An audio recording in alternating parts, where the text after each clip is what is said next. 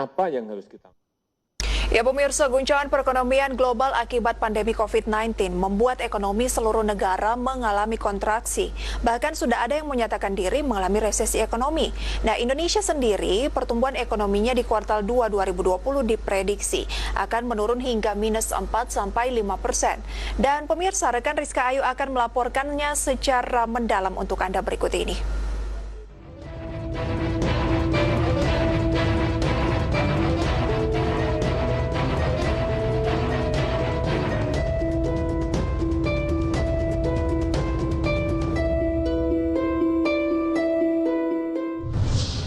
Potensi resesi ekonomi semakin nyata terjadi. Penguatan ekonomi domestik dianggap menjadi pondasi utama dalam menjaga imunitas ekonomi di tengah pandemi. Pemerintah harus bekerja cepat dan juga tepat dalam menjalankan strategi pemulihan ekonomi nasional. Suasana inilah aktivitas negara maju Singapura. Negara tak begitu besar, memiliki kekuatan keuangan dan perekonomian terbaik di Asia Tenggara. Namun siapa sangka sejak awal pandemi COVID-19 melanda, dampak perekonomian terasa hampir di seluruh penjuru dunia. Pertumbuhan ekonomi Singapura yang berpotensi menyusut sampai minus 4% membuat otoritas moneter Singapura memprediksi ekonomi Singapura akan memasuki resesi tahun 2020 ini. Hingga saat ini, pemerintah Singapura telah meluncurkan 3 paket kebijakan senilai hampir 60 miliar dolar Singapura untuk mencegah guncangan temporer yang diakibatkan krisis ekonomi di masa pandemi. Sementara itu, ketidakpastian yang signifikan atas pertumbuhan ekonomi juga dialami negara adidaya Amerika Serikat. International Monetary Fund atau IMF merilis kondisi ekonomi Amerika Serikat pada kuartal 2 tahun 2020 ini mengalami kontraksi hingga 37%. Lantas, bagaimana dengan Indonesia? Presiden Joko Widodo beberapa kali telah mengingatkan jajaran Menteri Kabinet soal ancaman resesi ekonomi. Bahkan dalam laporan ekonomi edisi Juli 2020 yang dirilis Bank Dunia, Indonesia dijamin tidak akan selamat dari jurang resesi. Diprediksi pertumbuhan ekonomi Indonesia terkontraksi 4,3% pada kuartal 2 2020.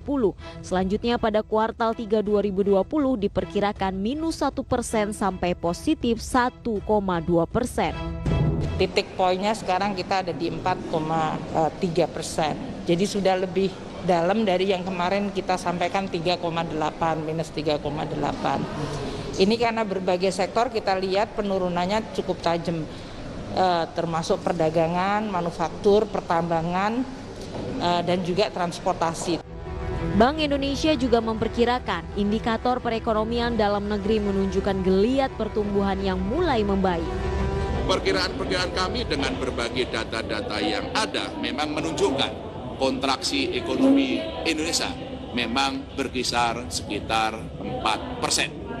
Yang dapat kami tambahkan di sini memang setelah pada bulan Juni terdapat beberapa indikator yang menunjukkan mulainya geliat ekonomi itu naik.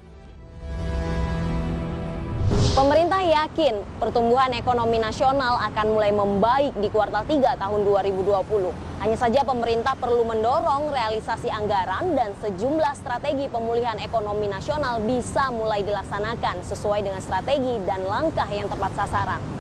Langkah-langkah pemulihan ekonomi nasional ditempuh pemerintah, mulai dari upaya penyelamatan dari jurang resesi dengan memberikan stimulus kepada masyarakat, program bantuan sosial, penerbitan global bond sebesar 4,3 miliar US dollar, membangkitkan sektor usaha kecil dan menengah melalui insentif produktif padat karya, hingga membentuk tim khusus pemulihan ekonomi. Presiden memberi tugas kepada komite kebijakan dan di situ dibuat ada satu tim untuk mengendalikan terkait dengan penanganan COVID-19 dan pemulihan ekonomi.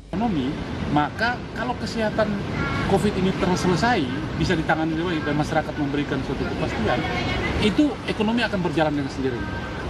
Sementara itu, Kamar Dagang dan Industri atau Kadin meminta stimulus yang sudah dikucurkan oleh pemerintah untuk segera cepat diimplementasikan. Pasalnya, hal tersebut merupakan kunci utama agar ekonomi Indonesia tidak masuk dalam zona resesi.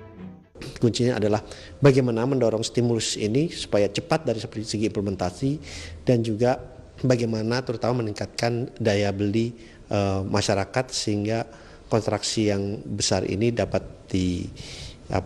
ditanggulangi secara cepat di kuartal 3 ini. Pelaku usaha dalam kondisi saat ini harus menjaga cash flow dan melakukan efisiensi sebagai langkah antisipasi ekonomi ke zona resesi. Percepatan stimulus dan berbagai insentif sangat dibutuhkan. Pemerintah harus bergerak cepat mengatasi pandemi ini. Betul-betul situasi yang luar biasa sulitnya. Mengendalikan dua hal yang ini, ekonomi dan kesehatan ini betul-betul harus terjaga dengan baik. Nggak bisa lagi kita kerja dengan SOP normal, nggak bisa.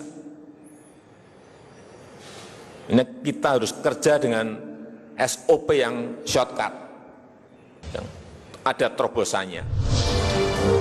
Masyarakat dituntut harus mempersiapkan diri dalam mengatur pola keuangannya, mempersiapkan tabungan, menjaga kesehatan, serta mengurangi konsumsi yang tidak perlu menjadi hal yang bijak dalam menghadapi ancaman resesi ekonomi.